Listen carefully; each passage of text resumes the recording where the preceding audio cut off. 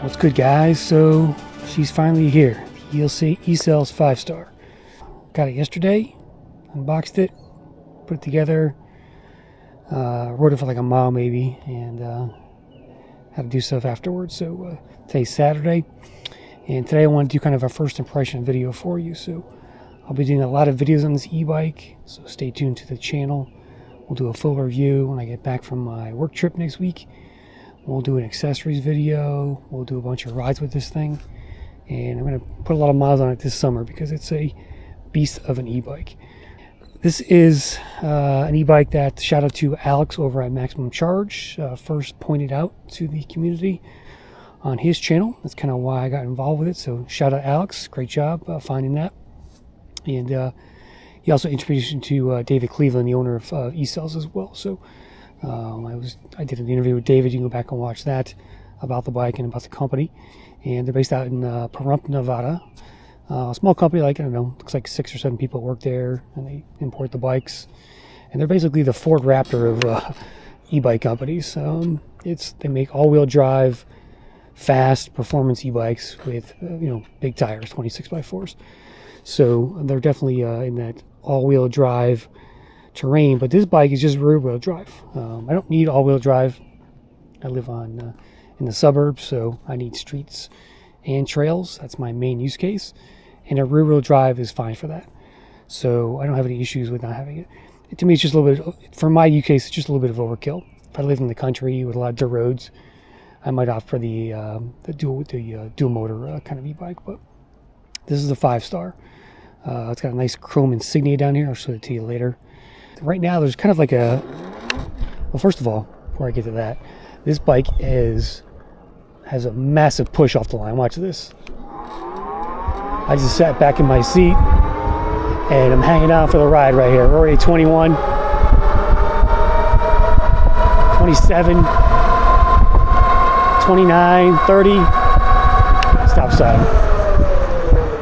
This bike came unlocked, it looks like, although I haven't touched the settings yet. I'll do the settings later on when I start the review. But there's an e-bike arms race going on between Ecells and Wired right now. Once Ecells came out with this bike, which was a few months ago, the Wired e-bike was basically the same bike with some different colors maybe. And since this bike has been getting a lot of play lately, Wired just came out with an update. So now you get a Wired e-bike with a second battery, with a 45 amp controller, and a few other kind of minor aesthetics changes. So they upped their game in response to what Ecells did, I think. So Ecells also came out with a dual battery option for this as well, like yesterday. So I love to see that competition at its finest, and it's great to see companies giving more back to the consumer. But this is a 1500 watt e-bike. I'm not sure, I think what the peak is. I'll get to that later. But 60 amp hours, 40 amp controller, 26x4 tires, dual suspension, and it is a monster. Top speed is around 40 miles an hour. We'll test that later on in the full review video. What's this guy doing? I'm going to take it into the woods here and do some riding. We'll talk about some of the first impressions I have of this e-bike. There's some kind of, I would call them minor annoyances on it. We'll go over those. But power is not one of those. This thing is massively powered, and it's basically a next level up from my Kepler. If you've seen those videos. Now, by the way, the Kepler is now $16.95, so they've lowered that price because they weren't going to. No one's going to spend $19.95 for a Kepler. We could buy this for $19.95, so they had to lower their price to stay competitive in there. I've heard that Ariel Rider might be coming out with an update to the Kepler, but we'll see on that. That's 1,000 watt. This is 1,500 watt, and this is the new big bike for 2024, I guess, along with the Wired as well. And what's cool about this bike about Ecells, you can customize this e-bike to your liking. You can put different tires on here. You can get TANS inserts installed at the factory. You can get a second battery if you want to. You can get a whole bunch of other accessories, fenders, racks, things like that. And check out their website for that kind of deal. If you use code CCR100, you get $100 off an Ecells. So you can get this e-bike for $18.95 stock, shipped to you. And they're getting shipments in every month, so you may have to wait a few weeks, but they've got shipments coming in on an ongoing basis for the Ecells 5-star. Let me get off the bike here, and we'll talk about some of the annoyances here in the woods. I got this little patch of woods behind my house, and the kids in the neighborhood made a bunch of trails through here. So it's basically like a little hill, and there's a circular trail around the hill here that comes in. So there's some jumps down there as well. All right, so here's the 5-star. I got the matte black version. Comes in blue, red, gloss black, and orange, I think. So I like this look overall. I think what I might do is just take all the stickers off, actually, just to make it a really nondescript e-bike. But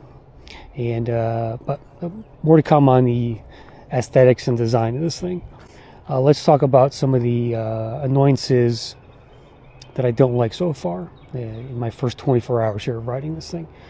First of all, this is a quick release front axle here. So no, it's not a through axle. I would have liked to have seen a through axle, which the Wired bike have now, actually, the Wired Freedoms. It's got a skewer here. You know, I'm not a big fan of the skewers, but this is already loose, actually. So I need to tighten it up more. It might be too tight. There. There. And for safety, you know, I definitely would rather have a through axle on these big e-bikes. So they're big and massive, and you don't want that front wheel to come off.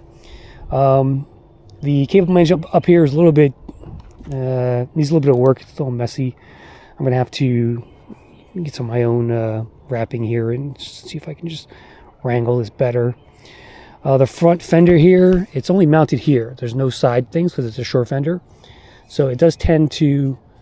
It can move a little bit, so I did tighten it down again. So if you're going over a lot of bumps, you're going to have to tighten this a lot probably. That's one of the annoyances I've heard.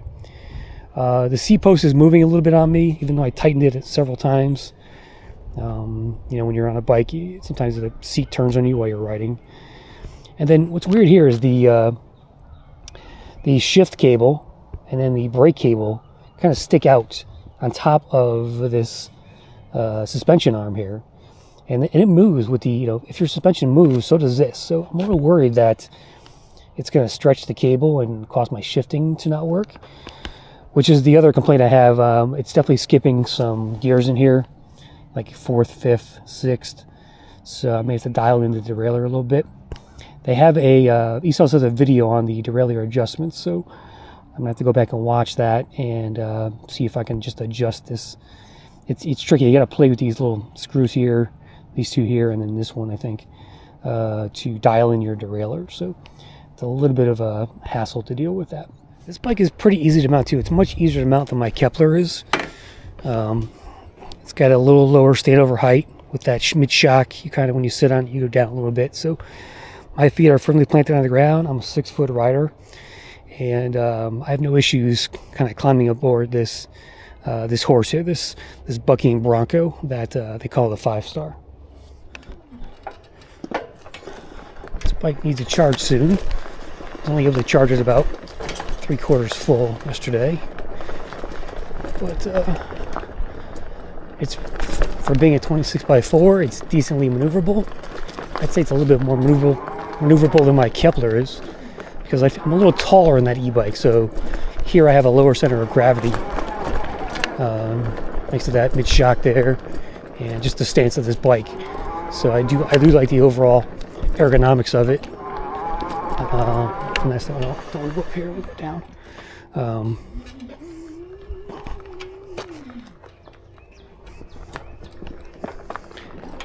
It's got these BMX handlebars on here, I set them back a little bit as far as the angle goes to just give me a nice easy reach here. See if I can, it's kind of just cruising through these little potholes here. It's very comfortable. I need to change the seat, definitely. It's a little bit hard. I have a Cloud 9 that just came. I got to put that on. I'll do a whole accessories video later on for this thing. I'm still trying to figure out what color I want to go with. Like, I want to go with the orange pedals. I'm probably going to get some Aragon grips for the here. These grips are a little bit loose, or sorry, not loose, but slippery. And Aragons are nice grips to add. I was thinking maybe black and orange because it's just a nice matte black here. Can I get that Halloween type e-bike, black and orange? Or should I do a black and purple or black and gold? Although you can get gold insert for the rims here on this Ecells as well. I almost thought of that, but shout out to David Cleveland for sending me this bike. Someone had canceled their order, and that's the only reason I got this bike. So shout out to David, thanks very much. And definitely going to do a lot of videos with this thing. This is going to be a great bike to take on those OCA trails in Westchester in New York that are really bumpy. And definitely going to take it on there this year. This is my only dual suspension e-bike. I did sell the Engway. I didn't like the torque sensor on it. But this is currently my only dual suspension e-bike, and so it's really a unique bike in my shop, and one I'm going to take a lot of pleasure in riding this year. So stay tuned to the channel for more on the Ecells 5-star. Code CCR100 to get $100 off. Get yours. See you soon, guys. Let's go.